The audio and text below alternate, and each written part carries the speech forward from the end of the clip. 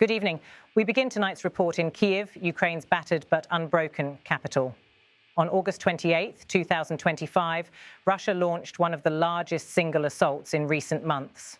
The barrage left 19 civilians dead, including 4 children, and injured dozens more.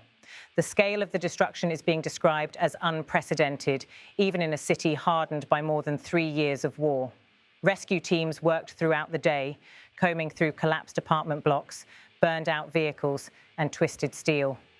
Sirens continued to wail long after the missiles had stopped. The Ukrainian presidency confirmed that nearly 600 drones and 31 missiles, including ballistic missiles, were fired. The strike was a brutal reminder that despite international diplomacy and repeated peace proposals, Moscow's campaign shows no sign of slowing.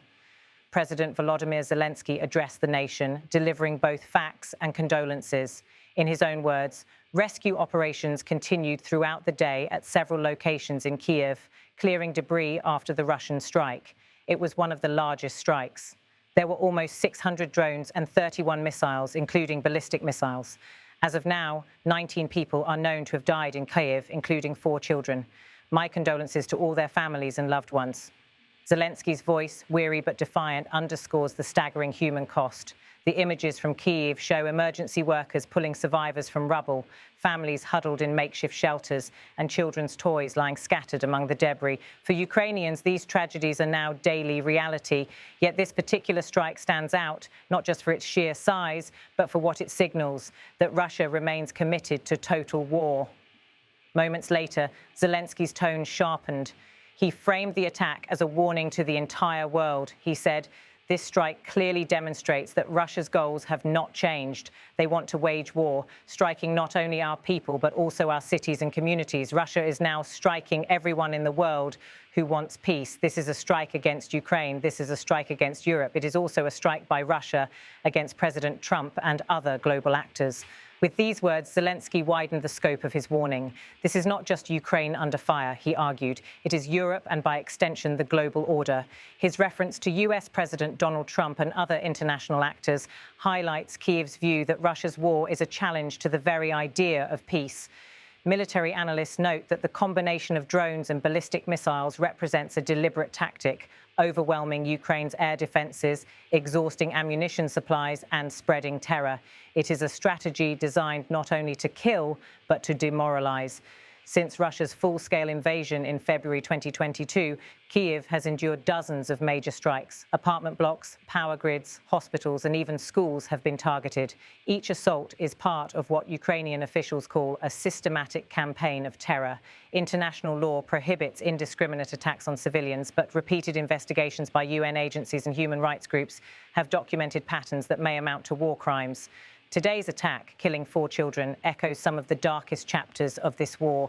It also revives memories of earlier tragedies, the Mariupol theatre bombing, the Kramatorsk train station strike, and the winter blackouts when millions were left without heat and electricity. The international response has been swift. European Union leaders condemned the attack as barbaric, while NATO reiterated its pledge of support for Ukraine. In Washington, the State Department confirmed consultations with allies on strengthening Kyiv's defenses. President Trump, whose administration has been pressing for new security guarantees, faced a direct mention from Zelensky, linking Moscow's aggression to global politics. Russia, however, framed the assault as a military necessity. Kremlin spokespersons insisted they were targeting command centers and military infrastructure, not civilians, a claim disputed by eyewitnesses and video evidence from Kyiv. Beyond the geopolitics are the families who will never see their loved ones again. In Kyiv's Okmadit Children's Hospital, doctors treated burn wounds and shrapnel injuries. Parents described nights of terror spent in basements, clutching their children as explosions rocked the city. One survivor recounted how a playground turned into a graveyard in seconds. These stories resonate far beyond Ukraine's borders, fueling anger and demands for accountability. Meanwhile, local authorities declared a day of mourning. Flags were lowered to half-staff, church bells tolled, and candles were lit in public squares. Each flicker of light stood for a life lost and for a nation refusing to surrender. For Ukraine, the message is grim but clear. Russia's goals remain unchanged. Despite negotiations, despite sanctions, despite global outrage, Moscow continues to pursue war with unrelenting force. As Kyiv buries its dead, President Zelensky's words echo across Europe. This is not only a strike against Ukraine, it is a strike against peace itself. And in this struggle, Ukraine insists the world cannot look away.